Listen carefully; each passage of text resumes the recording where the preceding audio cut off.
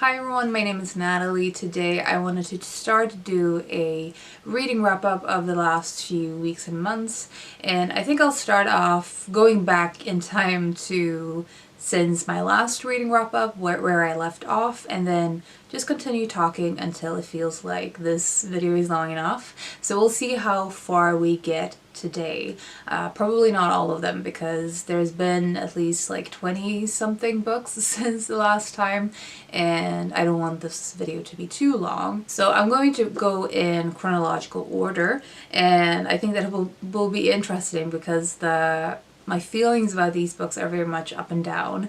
We're starting off strong with my favorite novel of the year so far, which is Isis Ballad by Magda Szabo, and this was translated by George Szirtes. All of the other ones have been translated by Lynn Ricks, so that was interesting.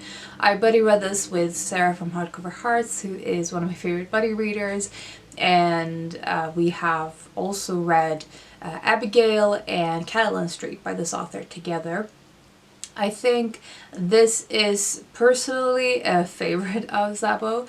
I am wondering how I'll feel when I revisit all of the books, which I definitely plan to do in the future. But this one hit me very, very hard. So it is a book about a mother-daughter relationship. The mother has just lost her husband, and the daughter, Isa, is basically bringing her mother to live with her, to be able to provide for her mother. But the novel itself is a lot about miscommunication and missed opportunities to bond between these two characters who have been living separate lives for such a long time, and they don't really see eye to eye. They don't manage to tell their true feelings, and so they end up hurting each other and kind of missing a lot of opportunities to be open and to meld their two lives together. It is a book a lot about, of course, family, and this mother-daughter relationship is of course central, but it's also about aging and feeling a sense of loss of agency and loss of purpose, because the mother her life is already changing because of the fact that her husband has died, and her lifestyle's changed because she's moving to this new place, to the capital, and she has basically no say in how she lives her life. So everything is changing, but she has no control over anything, and the little she's trying to control, Isa basically takes away from her. So this is a very emotional read. It is very, very heart-wrenching and depressing because of you seeing both perspectives and understanding both perspectives. But I think in particular the mother's situation is such a it is very depressing. So I would not necessarily recommend this as your first Szabo. I think still The Door is a really good place to start, although I have a soft spot for Abigail as well. But I might do a author spotlight when I finish reading all of her books in translation, and might even do a reread through them like I did with Salinger a few years ago, which I really enjoyed doing, and talk more about the thematic overlap and sort of the development of style and that kind of thing. So yeah, as I said, it is my favorite fiction book of this year so far. Very, very strong, and like always, Szabo is fantastic with characters in particular. The next one I read was Pride and Prejudice by Jane Austen. I reread this book, and I listened to the audiobook version by Rosamund Pike. Really enjoyed this audiobook narration in the first of all, and also I realized as I was rereading this that this is probably a book that I have reread the most as an adult reader. So it was a really, really fun rereading experience, as I was expecting it to be. I think I was just feeling in the mood for something comforting and funny, and Pride and Prejudice, the humor in it is completely my taste. I just enjoy myself so much, and the characters are so memorable, and you always pick up on new little details in rereading these books by Austen. I don't know if I have anything new to add to Pride and Prejudice. I think for me, the interaction between Mr. Darcy and Elizabeth Bennet is it's so fun because of the social awkwardness, in particular from Darcy's perspective. You can see the introvertedness hindering him from doing what he actually wants to do, and kind of regretting it and being disappointed in himself afterwards. So I think it's one of those books that really holds up to time and feels just as recognizable now as it did probably in the time that it was published. So yeah, not any revolutionary thoughts on Pride and Prejudice, but it is definitely one of my favorite classics to reread. I think it is so fun, and the audiobook narration by Rosamund Pike, as I said, was really good. So would definitely recommend if you are an audiobook fan. So next up we have a book that didn't completely work for me, and that is Concerning My Daughter by Kim Hye-Jin, translated by Jamie Chang. So this is another mother-daughter relationship, but I think that this is lacking in this particular point of the novel. So the premise is that the daughter is having to move in with her mother because of her economical situation and profession. She's lost her job, I think, and it's due to the fact that she's queer, and she's been part of there's some kind of demonstrations going on at the workplace because she's not the only one who's lost her job, and there's a whole thing going on, if I'm remembering the details correctly. And so she ends up moving in with her mother with her female partner, and it's about the mother's homophobia and her trying to come to terms with her daughter's sexuality and her lesbian relationship and her partner. I think the thing that this lacked in was the lack of character arc. There's not really any character development for the mother, so I didn't really see the point of exploring the homophobia unless it was meant to be more complex than a snapshot of it. I think for me it felt like the purpose of the snapshot was to try to explain where the homophobia was coming from, which was obviously fear of death and fear of loneliness. The mother had been brought up in a very conservative way, and she was expecting the same for her daughter, because for her, living in this very traditional life meant stability and safety. It meant someone to take care of you when you were older, and she, through her work as a caretaker, saw examples of what life could look like if no one was there to take care of you. So she works with an elderly woman called Jen, I think, and this woman is very poorly, very sickly, and she has no family members, no partner, nothing like that. And so she is, there is no one to look out for her best interests in the care home, and the situation she finds herself in is so horrendous. There's no guarantees of basic hygiene, of prioritizing the patients, because no one is looking in and checking up that she's okay. The care home staff, in particular the management, basically save resources in not doing their full in not really taking full responsibility for her. And so the situation is, she is very poorly, suffering from dementia, and she's very confused and scared, and at the same time she's dealing with some physical deterioration, and part of it is furthered because of the lack of hygiene upkeep in the care home. So it's just a very the mother is obviously coming from a place of fear in her homophobia and in her conservatism, but I feel like there wasn't enough exploration in what that meant on a deeper level. I found that I was a bit disappointed, and I'm not sure exactly how to talk about this book because I am of two minds. I think that the scenes of, in particular, the lack of respect for the elderly was what I took away from this book, whereas the relationship between the mother and the daughter wasn't explored enough for me.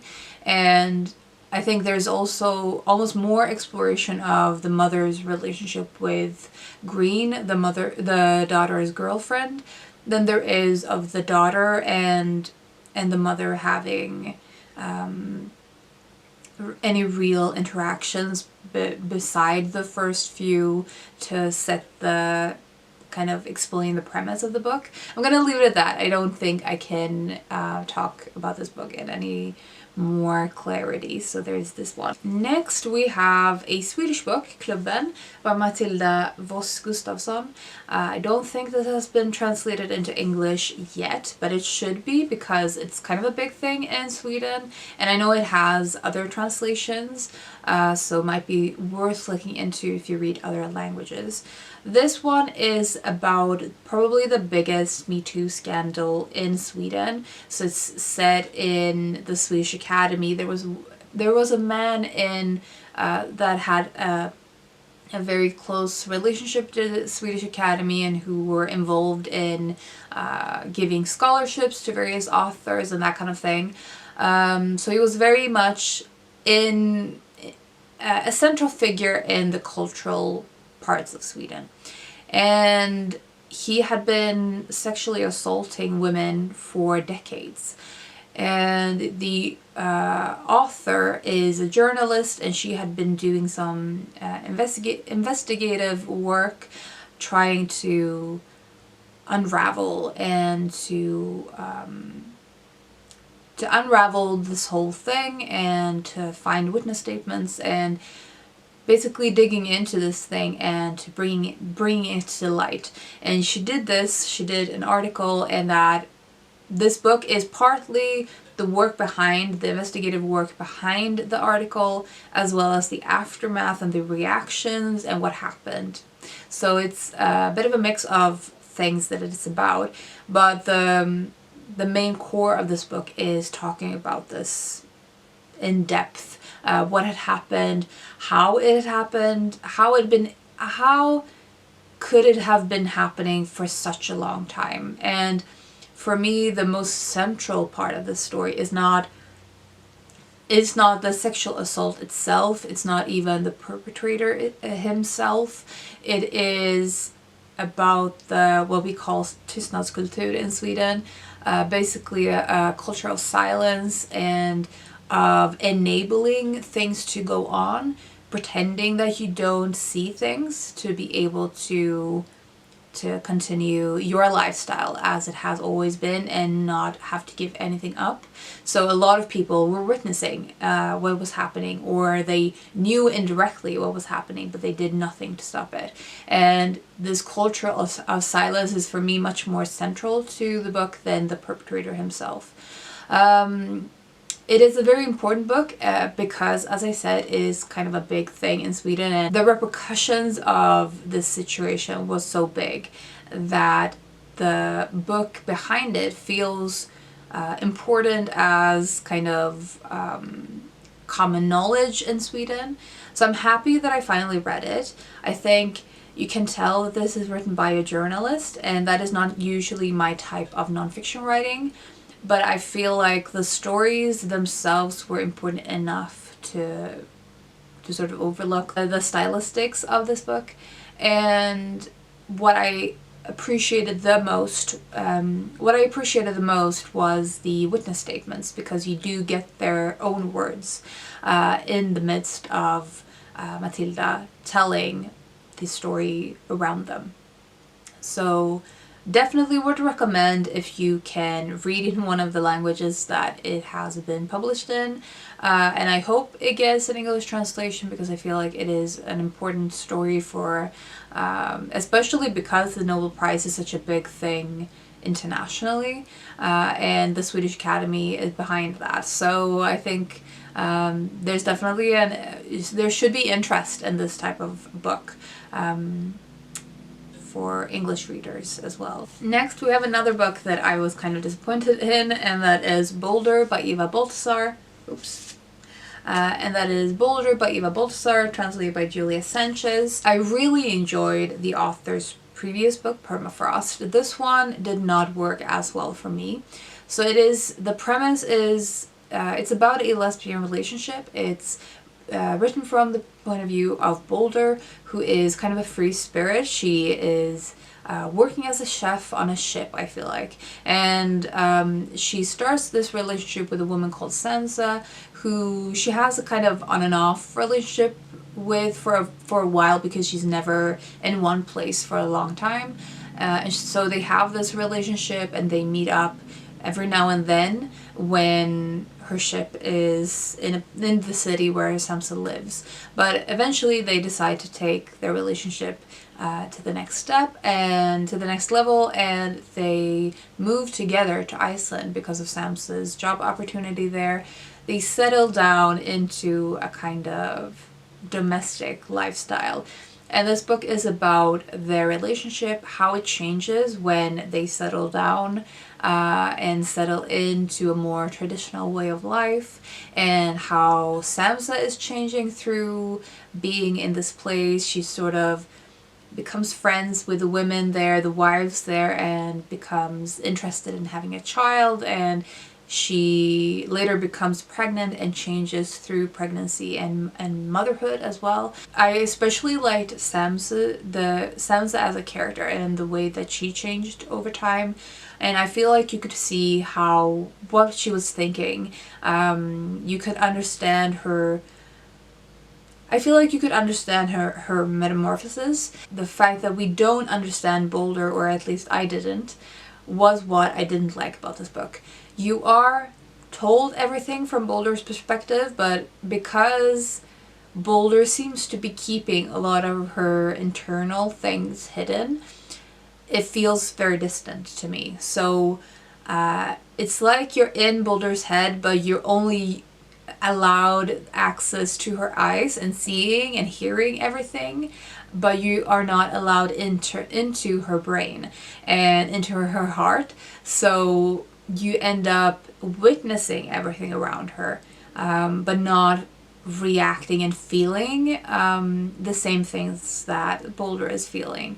I didn't understand why Boulder made no resistance to the changes in Samsa or their relationship, despite clearly not wanting it, and I didn't understand why she did certain things outside of the relationship. Like I said, for me, this didn't work as well as Permafrost did, because what I loved about Permafrost was the closeness to the character and the narrator, understanding the layers of emotions there. Whereas with this one, I felt at a remove. So I'm sure I'm sure that a lot of people feel differently about Boulder, because a lot of people have really enjoyed this book, but it just didn't really work for me, and I am still interested in Eva Baltasar's new books, because this is supposedly some kind of loosely connected trilogy, I think. I'm still interested in what comes next, as I did enjoy Permafrost a lot, and I still think that the writing is good. It was the characters for me that was kind of a deal breaker with this. So yeah, that is what I feel about Boulder. So the last one for this video, I think, is A Matter of Appearance, a Memoir of Chronic Illness by Emily Wells. I really enjoy this one. So as I said, ups and downs with these books. This is about chronic illness. It is about art and dance. She talks about ballet in particular, being a ballet dancer, and ballet as an art form, maybe. She talks about literature and history, in particular women's history. And for me, this book is centrally about exploring pain and what that means and what it looks like, how it can shape a life, in both from a personal point of view, as she explores her own pain, but also from a more general point of view and historical, as she's looking at women's pain through the ages, and she looks at hysteria and the treatment of this, the treatment of hysteria and institutionalization and that kind of thing. So this is kind of, the style of this, I would say, reminded me a lot of Maggie Nelson's The Argonauts, in the way that it bounces off various authors and writers and thinkers and bits and pieces of different different fields, and that is probably one of the reasons I really enjoy this. It's definitely my type of nonfiction, where it's so layered and so many interesting connections between, for example, philosophy and psychology, with art and dance and medicine, literature, and craftsmanship. Just so many different things, and I feel like this is the type of book that I would really enjoy rereading. It was one that I underlined a lot.